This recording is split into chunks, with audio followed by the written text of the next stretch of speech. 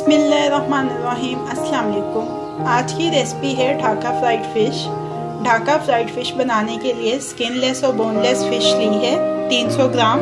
उसको ऐसे क्यूब्स की शक्ल में कट कर लिया है। सबसे पहले इस फ़िश को मैरिनेट करेंगे।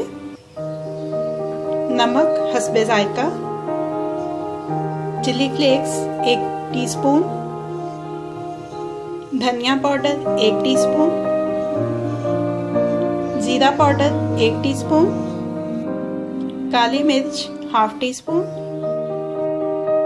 बेसन 2 tablespoon, corn starch 1 tablespoon, baking powder half tea spoon, lemon juice 1 tablespoon, अंडा 1 अदद। अब इसको अच्छी तरह से मिक्स कर लेंगे। मैरिनेशन फिश के ऊपर अच्छी तरह से लग चुकी है। अब इसको कवर करेंगे और कवर करके 1 घंटे के लिए रेफ्रिजरेटर में रख देंगे। फिश की मैरिनेशन को 1 घंटा हो चुका है। अब इसके ऊपर कोटिंग करेंगे सफ़ेद तिल की।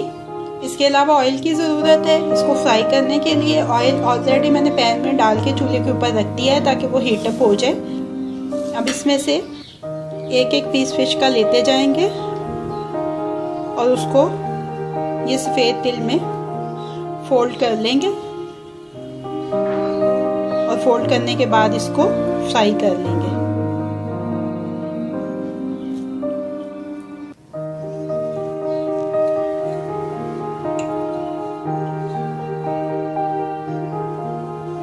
ऑयल हीटअप हो चुका है। अब इसको फ्राई कर लेते हैं।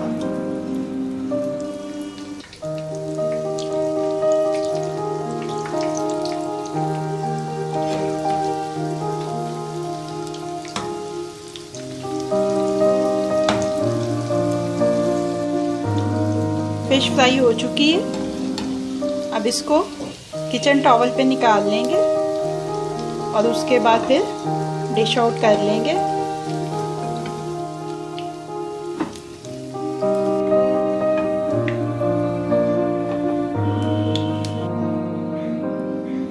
ढाका फ्राई फिश को सर्विंग प्लेट में शिफ्ट कर लिया है। अब ये रेडी टू सर्व है।